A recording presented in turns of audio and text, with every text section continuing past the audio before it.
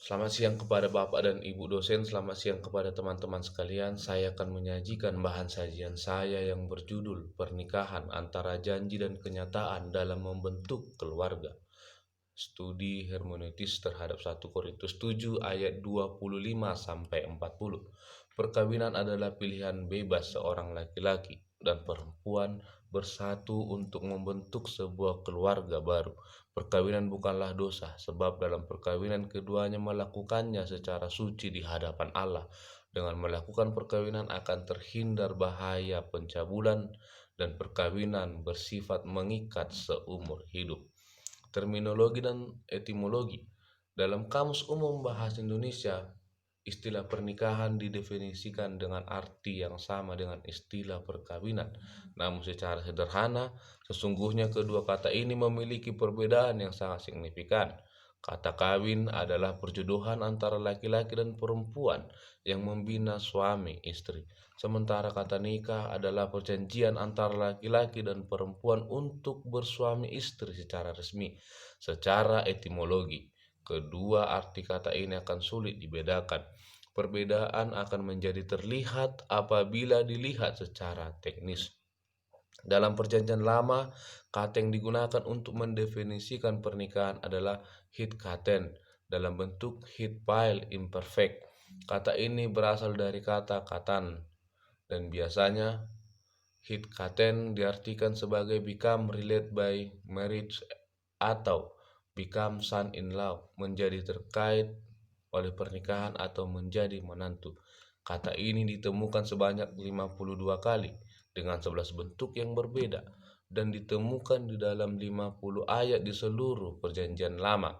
Kata ini kebanyakan ditemukan dalam kitab Keluaran sebanyak 16 kali dengan penekanan terhadap perkawinan. Kata kerja denominatif muncul hanya sebagai hitpail menjadikan diri sendiri, suami, anak perempuan menjadi menantu seseorang. Dalam Perjanjian Baru, perkawinan merupakan bagian penting dalam etika sosial. Para laki-laki Yahudi diharapkan menikah untuk memperoleh anak sebagai sumbangan pada kesinambungannya. Yesus menegaskan lebih lanjut tentang perkawinan, melukiskan dirinya sebagai mempelai laki-laki. Matius 25 ayat 1 sampai 13, Markus 2 ayat 15, Matius 22 ayat 1 sampai 4. Dia memberkati perkawinan yang terjadi di Kana. Dalam ajarannya, dia tidak membedakan martabat laki-laki dan perempuan di hadapan Allah. Dalam Perjanjian Baru, istilah yang digunakan untuk menyebut perkawinan adalah gameo. Kata ini ditemukan sebanyak 29 kali dalam 17 bentuk yang berbeda dan ditemukan dalam 25 ayat yang berbeda dalam Perjanjian Baru. Kata ini ditemukan sebanyak 7 kali dalam 1 Korintus dan ditemukan 6 kali dalam Matius.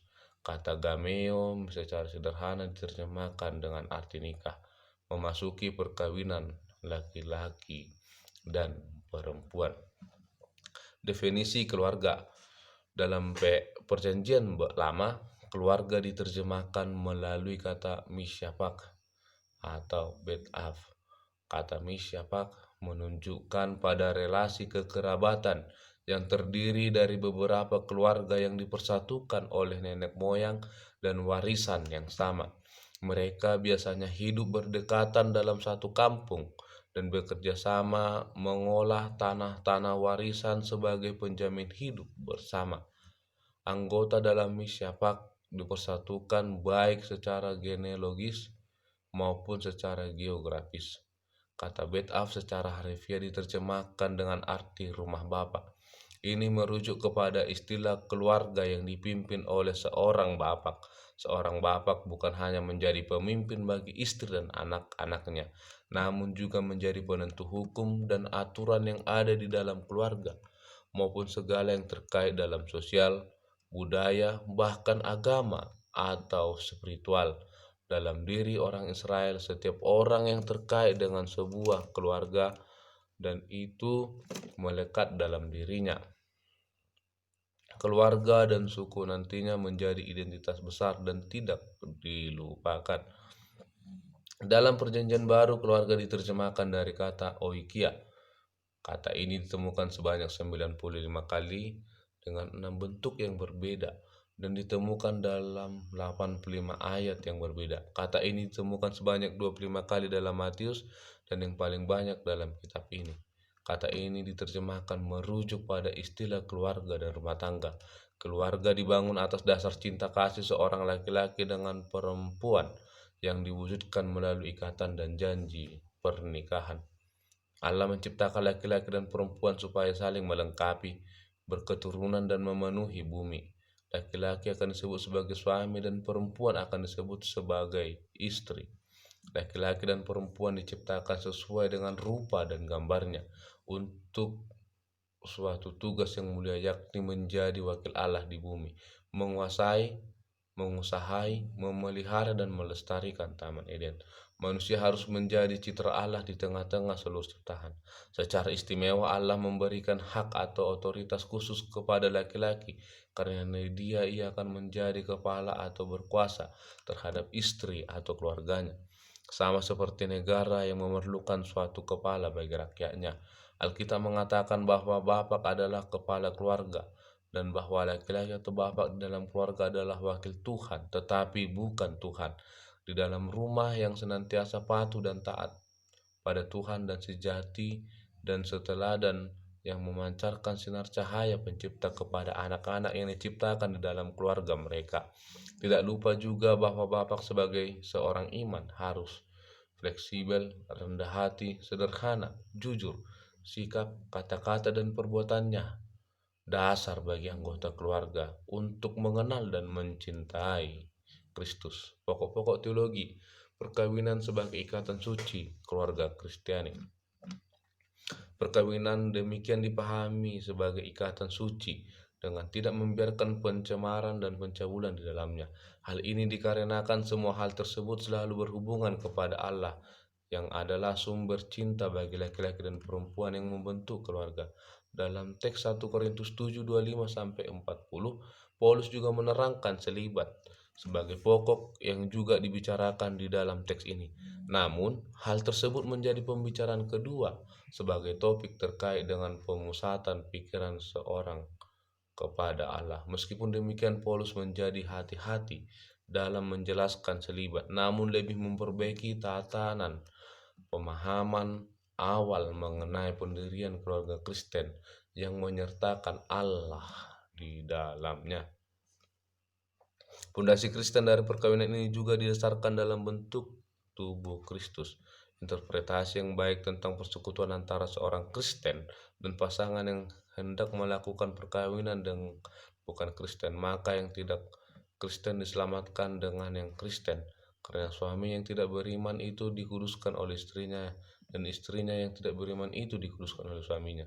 Andai kata tidak demikian, niscaya anak-anakmu adalah anak-anak cemar, tetapi sekarang mereka adalah anak-anak kudus. 1 Korintus 7 ayat 14. Namun jika pasangan yang tidak beriman tidak ingin mempertahankan hubungan pernikahan dengan pasangan Kristen, Paulus menjawab hal ini dengan pernyataan bahwa istri tidak boleh meninggalkan suaminya. 1 Korintus 7 ayat 10.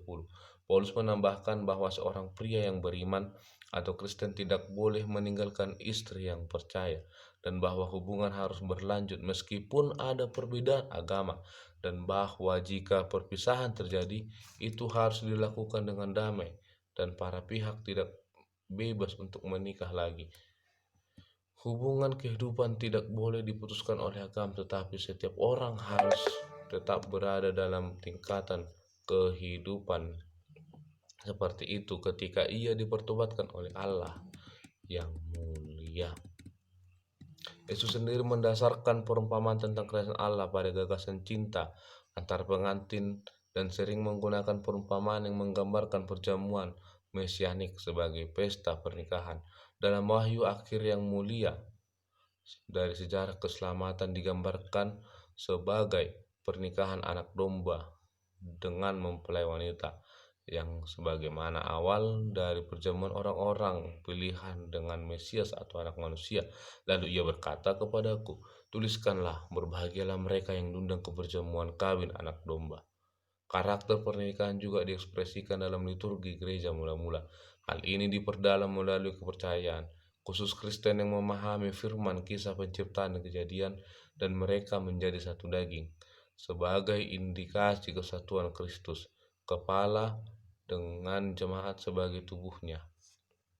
Dengan demikian, pemikiran ini tuntunan Kristen akan monogami menjadi dapat dimengerti. Dalam hal ini, perkawinan sebagai ikatan suci keluarga Kristiani dengan sisi teologis di dalamnya.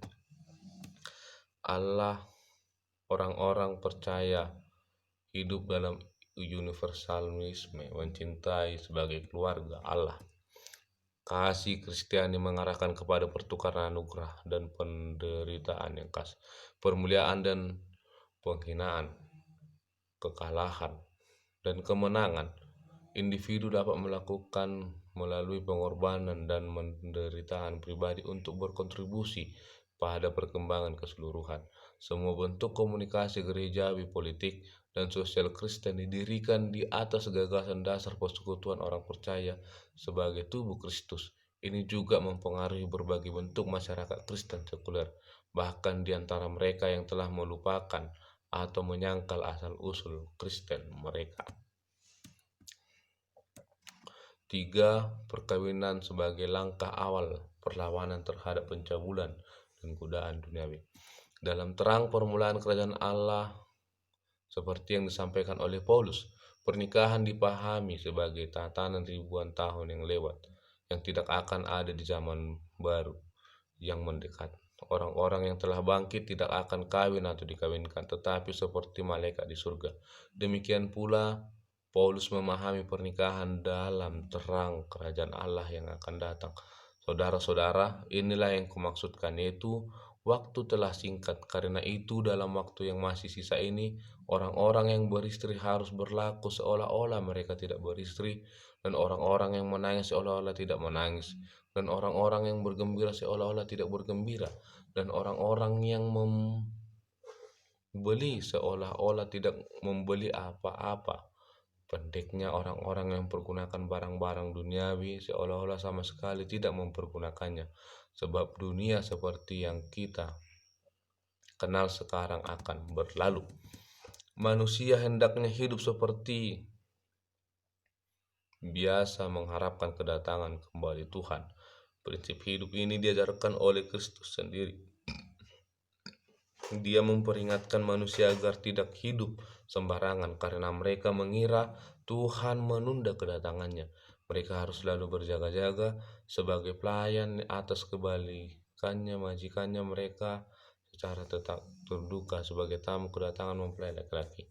Bukan pendapat bahwa Kristus akan segera datang yang menyebabkan Paulus memegang dan mengajarkan prinsip kehidupan Kristen ini. Mungkin ini adalah realisasi intens dan dari keberadaan atau kebenaran kekal yang telah Tuhan ajarkan. Asimilasinya sebagai bagian dari keberadaan sendiri, dari mana timbul keyakinan bahwa kedatangan Yesus tidak hanya selalu dalam teori, tetapi pada kenyataannya. Signifikasi 1 Korintus 7:25 sampai 40 dengan Amsal 18 ayat 22. 1 Korintus 7:25 ayat 40 dibuka Paulus dengan menerangkan sejumlah kaitan antara kedatangan Kristus yang sudah mau dekat dengan parousia yang akan tiba, sehingga nada tulisan sangat bersifat ekskatologis. Dari sini tunjukkan bahwa keyakinan Paulus akan kedatangan tersebut bukan kehendak meniadakan adanya pernikahan. Hal ini ditunjukkan dengan ayat-ayat yang mengajukan seseorang untuk menikah. Dalam pemandangan Paulus, itu akan merubah pusat perhatian atau fokus dari orang yang sudah menikah. Secara sederhana, Paulus mengatakan bahwa pikiran mereka akan terbagi menjadi dua. Namun Paulus tetap meyakinkan bahwa ada dalam sebuah pernikahan akan menekankan sejumlah kenajisan duniawi seperti pencabulan dan hawa nafsu. Mereka yang menjadi keluarga dalam pernikahan suci juga harus menyertakan Tuhan di dalamnya dan Tuhan akan berkenan kepada mereka. Dengan demikian, signifikasi teks 1 Korintus 7 ayat 25 sampai 40 dapat dipadankan dengan Amsal 18 ayat 2 di mana Allah katakan, siapa mendapat istri mendapat sesuatu baik dan ia dikenan Tuhan. Perkenanan Tuhan kepada mereka yang menjadi keluarga sesungguhnya tidak terlepas dari campur tangan Tuhan dengan mereka dalam kehidupan rumah tangga. Ini adalah penjelasan lebih lanjut bagaimana sesungguhnya mereka yang berkeluarga mengikut sertakan Tuhan dalamnya. Hal ini yang harus dipahami secara kompleks, mengingat keluarga adalah prototipe dan keluarga Allah yang saling mengasihi dan saling mencintai serta mengikuti Tuhan di dalamnya. Sehingga ketika sebuah keluarga berada dalam penyertaan Tuhan dan Tuhan yang berkenan, maka akan menghindari adanya pencabulan dan kenajisan duniawi di dalamnya. Kesimpulan, setelah meneliti teks ini, saya kemudian berkesimpulan bahwa sesungguhnya teks sangat dekat dengan pemahaman Paulus mengenai kedatangan atau parusia yang sudah dekat. Dan ada baiknya setiap orang saling bersiap-siap dan berjaga-jaga. Namun dikarenakan Paulus melihat bahwa akan sangat sulit dihadapi orang-orang di dunia untuk tetap dalam keadaannya ketika ia bertobat, namun di sisi lain harus berhadapan dengan dunia. Maka Paulus menganjurkan kepada mereka untuk hidup dalam ikatan janji suci dalam bentuk keluarga di hadapan Tuhan serta menjadi prototipe keluarga Allah yang saling mengasihi dan saling mencintai. Paulus juga menambahkan bahwa apabila seorang sudah hidup dalam keluarga, hendaknya menjaga kekudusan rumah tangga di hadapan Tuhan dengan menjauhi segala godaan duniawi. Demikian sajian saya ucapkan terima kasih.